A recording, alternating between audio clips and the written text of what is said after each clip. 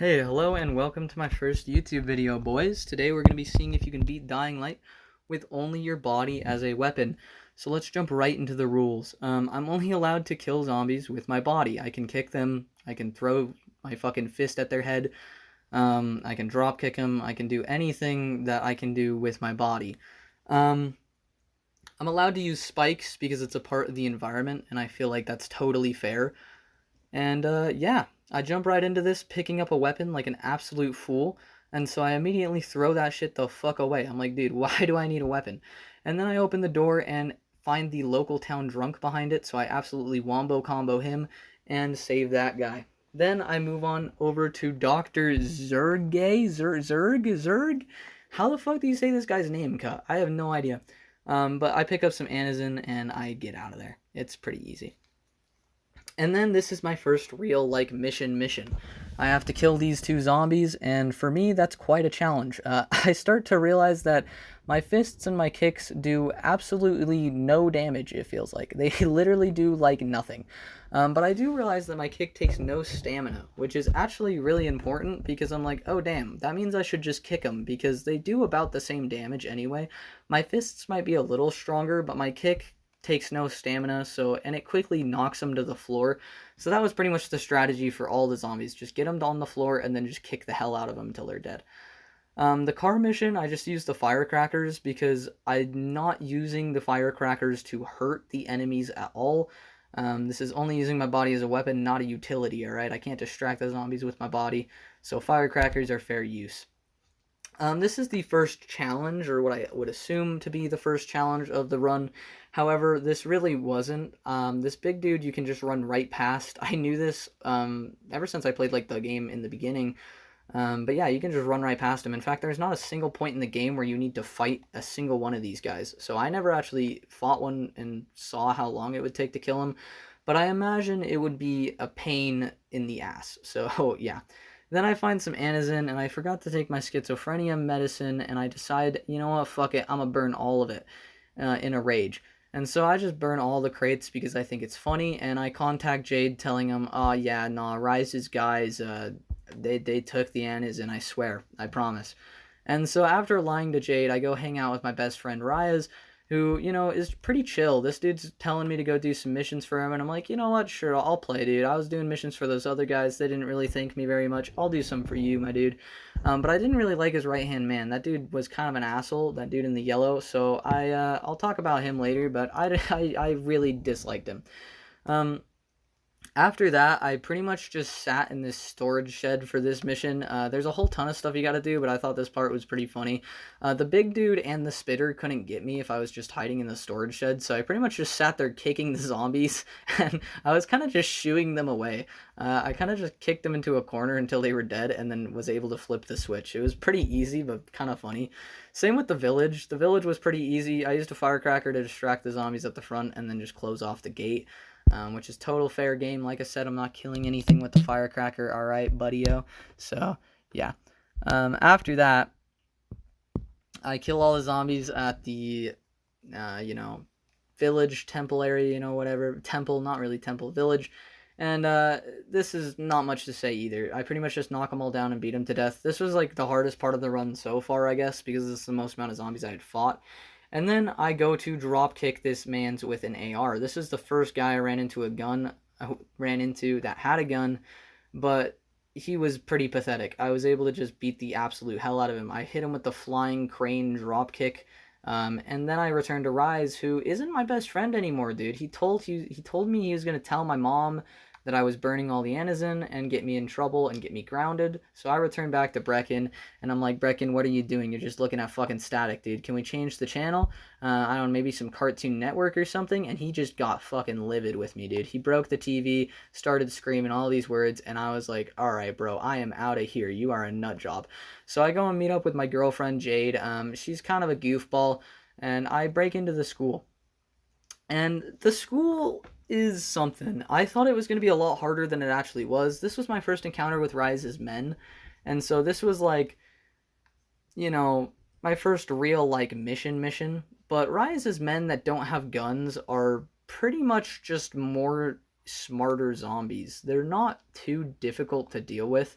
My main issue is when they're in hordes, they were a lot of the time in the school, but it really wasn't a big deal because I was normally able to at least kind of single them out and just beat them to death, or just, slowly do damage to them, die, come back, do more damage to them. And yeah, there was also objects that I could push the people under to kill them. If you like pushed Rise's men like under a fan or a chair or something and they couldn't get up, they would just immediately die, which I thought was really funny.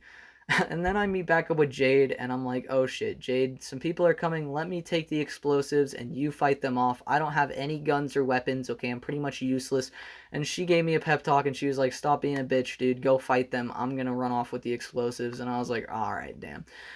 But I, learned a couple moves off of watching Kung Fu Panda last night. And because of that, I was able to absolutely dropkick these fools into the next goddamn dimension. Even the zombies were on my side, thinking Rise's men are kind of bitches, and started eating Rise's men, which I thought was really funny. It was a good thing that I left those zombies alive. This next mission I thought was going to be a lot harder than it was because I'm a goddamn stealth master. I just slowly crept up behind this bolter before hitting him with the goddamn bullet drop kick that sent him into the goddamn next universe, alright? I'm telling you, this thing sent him flying. I actually did not expect it to one-shot him, but it was so funny when he just pounced on the floor. I was like, oh, damn. So then the next mission is the train car mission, and you just, go find Raheem there, go plant the explosives. Not too much to say for this mission, besides the fact that there was a time limit, so I couldn't have any time to kill the zombies, because the time limit is about how long it took me to kill one fucking zombie. And so I pretty much just ran past them all, and then I would pray that they wouldn't bundle up all together in my way, that way I couldn't run out. Which they did a couple times. This was pretty frustrating. It took me like 10-15 minutes to beat. It really wasn't that bad, but it was probably the most frustrating part in the run so far, and the hardest part in the run so far. It was a little bit more annoying than the school. And then I get back and kill Raheem. This is probably one of my favorite scenes in video game history, just because when Crane starts yelling, "You stupid fucking kid," I think that's just absolutely amazing, and it's something I can't gloss over, He got bit, and he was just kind of being a goofball, didn't tell me. Little cookie before the gym mistake. I understand, So I just close it on up, and I go to tell Jade. Jade goes into a fucking psychopathic rage and burns down my entire camp like an asshole, and so I'm like, alright, dude, whatever. This is my, like, first real guy with a gun, because the other guy just got drop-kicked into fucking heaven, because my drop kicks are too strong. I used firecrackers on these guys, thinking maybe it'll distract them or do something. It does not. Humans don't really care about firecrackers. They're just like, oh, loud noise. But I was able to take these guys out really easily, actually. I just slowly picked them off. The gun guy really didn't do much because it was just one guy, and I was able to distract him pretty easily. This mission, however, let me tell you, my boy, was pretty brutal. At first, it just started off like the school, right? I'm just beating the hell out of people with melee weapons, and I'm like, this is pretty easy, actually. I did remember that some people had guns here, but I was like, it can't be that bad, right? It was fucking awful, dude. This parking garage was literally like shoving my balls in a pencil sharpener over and over again, and then when I realized that it hurt, I just kept doing it, because I was like, you know what, fuck it. It was actually pure pain and just sadness. It made me want to cry. You were pretty much just rushing the enemies and just getting shot to hell. The only reason I was able to pass this segment is because when you hurt an enemy and you die and come back, the damage that you did to them stays on the enemy. And so because of this, I was able to just slowly, I mean ever so slowly, pick these guys' health off. And as I'm doing this, I get down to 2 people. Right? These 2 people are hugging each other. Right? They're so close, which sucks because it's really hard to hurt them if the other one's just immediately going to shoot you as soon as you get close to him. Because 2 people shooting you when you're running at them, it just immediately kills you. And then my game crashes. My game fucking crashes. It was so sad that it nearly sent me into like a Joker-like state, bro. I was so devastated that I just couldn't believe it. So I came back the next day and I cleared them all again. This whole segment took me 3 hours. It would have took me about an hour and a half, or, maybe an hour if I didn't crash that one time. But, dude, it was brutal. And honestly, my least favorite and hardest part of the run. This part, I was like, okay, pretty easy. I just hit the zombies into the spikes. But how am I going to kill the Demolisher? So I was pretty worried about him until I realized you can actually dropkick the Demolisher into the next dimension, like many things in this run. As you see there, my dropkick broke his armor. My dropkick was strong enough to break his armor and kill this man. My dropkick has just surpassed levels that any man can. Also, my game just crashed there again. My game crashed a lot during this playthrough. It was really sad, actually. It was crashing just constantly, and I didn't know why, but it definitely made the run a lot harder. But I was able to come back, get him to low health again, and the main issue with the Demolisher was just not getting hit, because if he hit me, he hit like a goddamn truck. He hit hard as hell, right? And so what I would do is just run him around this barrel, and he would ram into the barrel, get stunned, and I was able to hit like 2 drop kicks, and then I would just keep doing that. And it took me about 40 minutes of doing this. It actually wasn't that bad. It didn't take me even an hour to kill this guy. And then he was dead. It was a huge relief, though. It was quite a challenge, but he wasn't too bad to take care of. After this was the city, and because it was the city, I decided, alright, I'm going to go farm Stuffed Turtle. If you don't know what Stuffed Turtle is, it's a mission that you can do to just get a whole ton of free care packages and supply drops to instantly level up your survivor rank. I did this to get the grappling hook because every time I died because I was playing on nightmare difficulty, my survivor points would be lost. So it was I was very low in survivor rank, and I wanted to get the grappling hook beforehand. This is the museum. Not much to say about the museum. It was pretty much just the parking garage, but way more chill. There was a lot of guys with guns, but I had developed the patience of a god at that point and was able to clear them all out.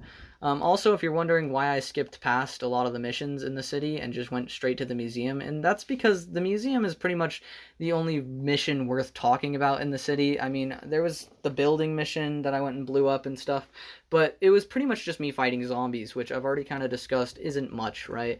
I kind of talked about that early on, and now I'm getting to the harder parts. There's really no point in talking about it. Speaking of harder parts is Tahir. This guy is an absolute bastard. Like I was saying, I didn't trust his right hand man. In the yellow, this dude is awful. I hated him. He was so bad that I thought the run was lost. I did not think you were going to be able to kill him with just your fists and kicks and whatever.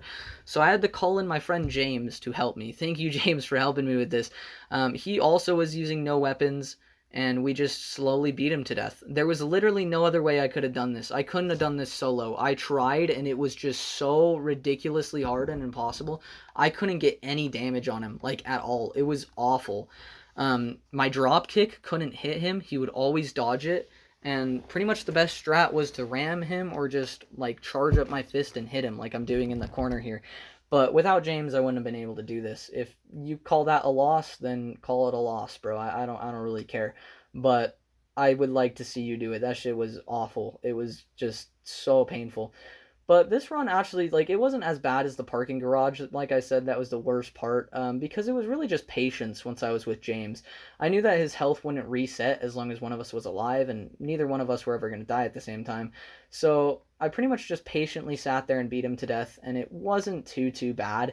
It was probably, theoretically the hardest part of the run, but because I had James there with me, I had some entertainment, and it just was, me just slowly pummeling him to death. It took, I don't know, about an hour of doing this, but it wasn't too bad. I actually thought it would take longer because at first it didn't even seem like we were doing damage.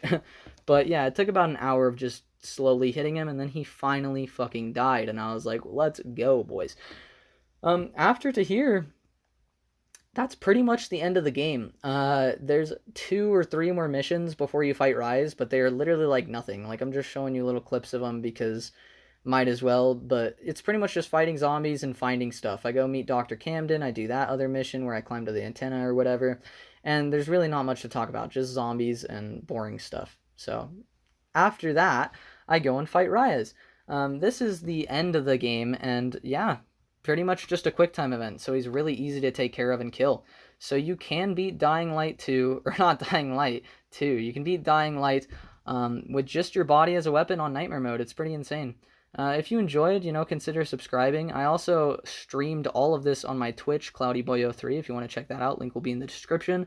And yeah, just bear with me. I know the audio and some of it was a bit choppy, but I'm pretty new to this, so hopefully I'm able to get a little bit better. There will be some more challenge-type content coming out soon. So yeah, I'll see you guys in the next one. Peace.